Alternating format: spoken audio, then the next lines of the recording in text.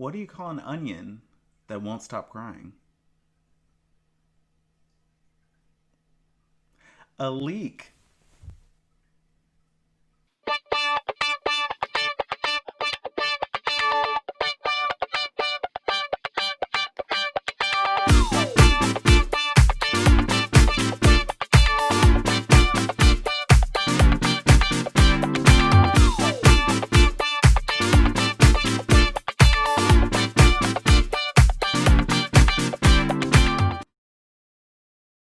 What's up, everybody? Welcome back to the OB Fun Club. We have more. I like these cards a lot because I think these are 2021 reprints that are better than their 2020 version. All right, first things first, you know we have to start these videos with an AL Central player, apparently. So we're going to go ahead and start with Eloy Jimenez. This time around, he clocks in at 205, keeps that same base 10 on base. This time he comes with a slugging icon. Ooh. He loses 2 clutch. He's -2 now. He gets 2 more speed. Pretty decent trade-off.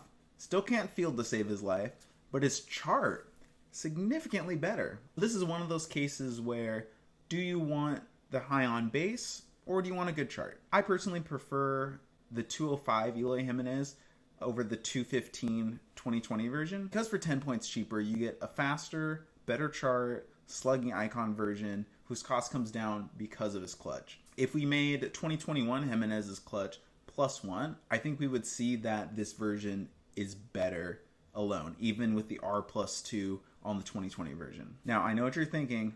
Isn't this the OB Fun Club? Shouldn't he be all about the guy that can get up to 12 on base versus righties? Normally, yes, but this chart is nothing to scoff at. 1 to 5 out, 9 single, 16 double, 19 plus homer, and then you get the slugging icon. There's some good strat interaction with that to make the 2021 Eloy Jimenez the better option.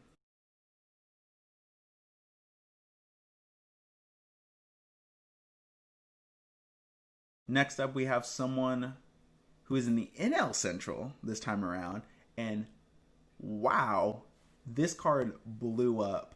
The 2021 Darvish comes 7 command versus righties for less than 600 points.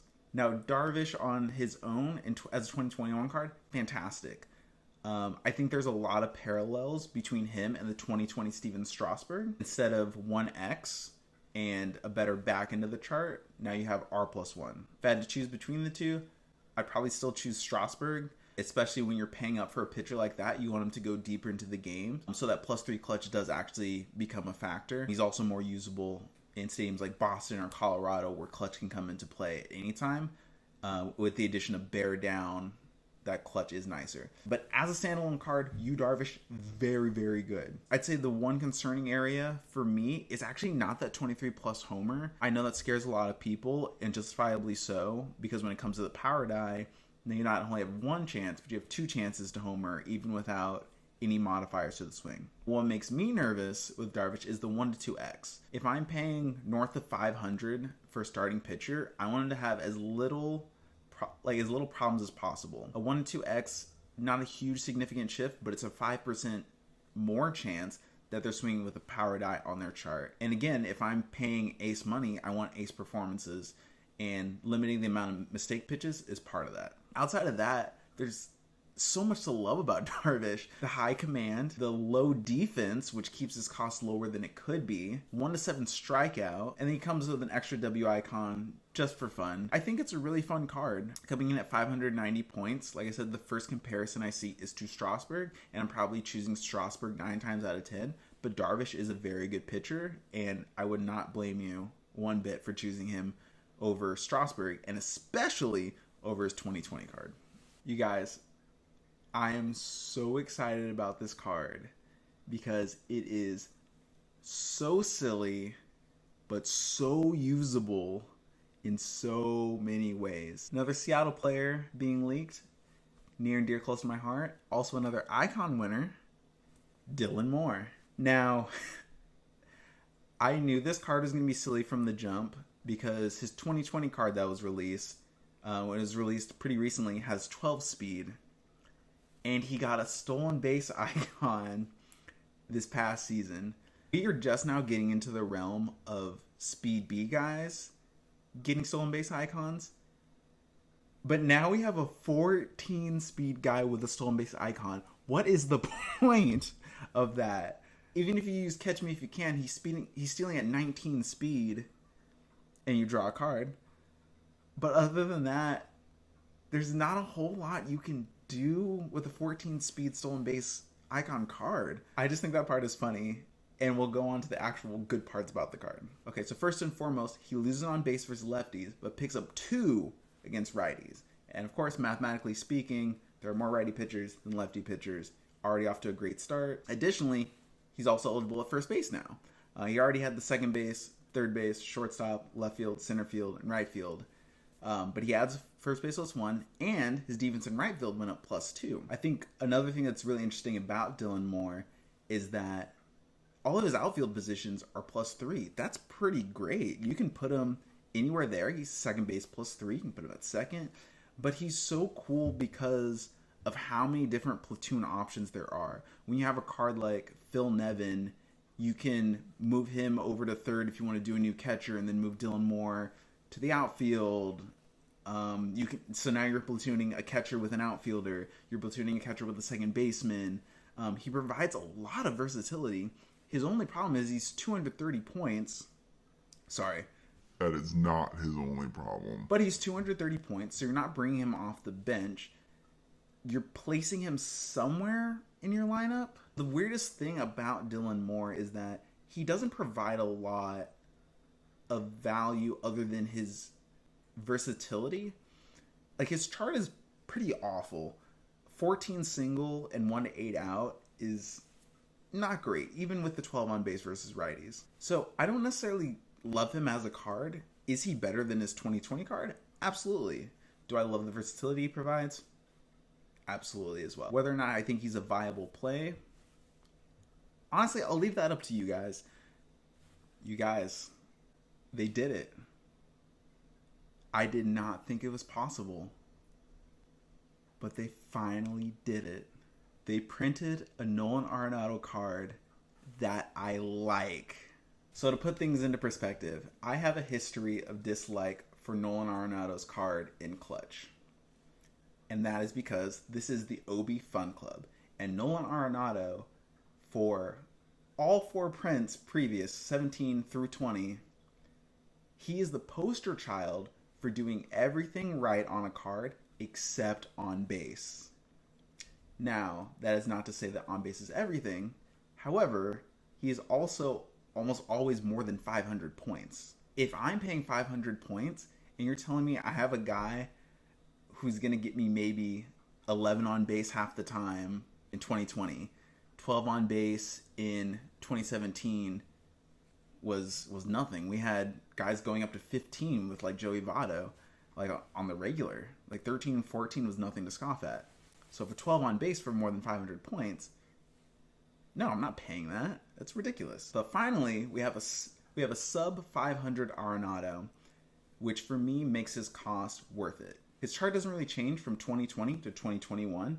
In fact, the only difference is that he grounds out 1 number higher than flies out. That's literally it. Keeps the Gold Glove icon, keeps the defense, only 2 speeds slower, and 2 clutch lower. Where his cost comes down quite a bit is the L+2 instead of L+3. I can justify paying about 500 for someone who's 13 on base half the time. I can't justify for 65 points more getting 14 on base half the time.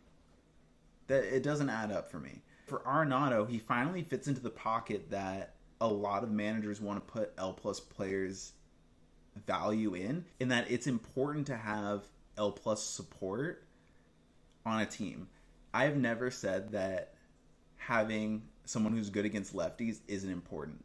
The problem is a lot of these high L+ guys are also high salary cost, and their low on base versus righties doesn't translate well. I feel the exact same way about Cody Bellinger, who costs over 600 points but is only 11 on base versus lefties. If I'm paying that much, I want someone who can produce whenever he comes up to the plate. That's why I love cards like Acuna, why I love cards like Chris Bryant, guys that are going to provide value no matter who's pitching, and it's not about matchups. However, come to a card like the 2021 Nolan Arenato, I'm paying less than $500 for someone who is a little bit more matchup dependent, but not totally matchup dependent, if that makes sense. I can feel comfortable batting Arenado 4th or 5th with 11 on base in that chart because I know against righties there's a chance he will produce, and if I place a good lefty like Anthony Rizzo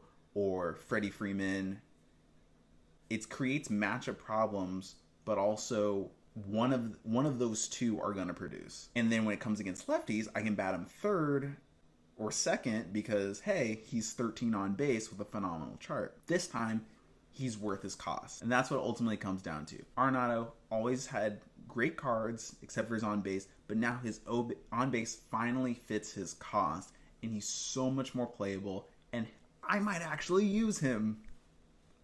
Just kidding. Because Josh Donaldson exists still. Thank you guys once again for watching. I got more leaks on the way. Actually, yeah, before we do all this closing nonsense, how about an OB Fun Club exclusive leak? The super double secret probation leak. Trey Turner. And this Trey Turner is nice. I like this Trey Turner a lot. It keeps the same on base, 1 slower, 1 worse defense. Okay, glad we got that over with because it's nonsense. For 90 points more, he's better against lefties, 2 lower outs, run icon, and singles at 11 versus 13. Trey Turner managed to go from exclusive leadoff guy that you don't trust as a leadoff guy because why do I have 12 on base, 1 to 8 out in my leadoff spot? He might get on, he might not.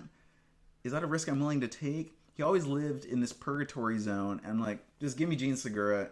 I don't even want to think about this. Deal with it. Yes, he's fast, but I can get Malik Smith for 100 points cheaper. So, Trey Turner, you're on the bench. 2021 Trey Turner, however, for 480, I can bat him 1 through 3, no problem, and he provides a lot of threat. Not only is he a good hitter with his 16 double and 19 triple and 13 on base versus lefties, he also has 23 speed, which is pretty phenomenal even when he loses 1 speed. 23 is a phenomenal speed. Yeah, this 2021 Trey Turner is fantastic. I might not hit him leadoff just because 480 is a lot for a leadoff hitter. It takes away from the points that you could be contributing to your RBI creators. But he could hit second and he could drive in some RBIs. If you get a leadoff guy like a Malik Smith, like a Lou Brock, like a D Gordon, that can get on and then run, Turner fits a very specific profile on a speed team, and that's high production with not an insane amount of cost. Would I choose him over Acuna or something like that? Unsure. He's faster, he's higher on base, but his chart isn't nearly as good, but he's also 30 points cheaper. So he does fit a good role if you're trying to budget out for a speed team, but I don't necessarily know if he's the best choice for speed teams. So that is all the leaks we have for today. Don't forget to subscribe because we got more leaks coming your way in the near future. Thanks again for watching the OB Fun Club.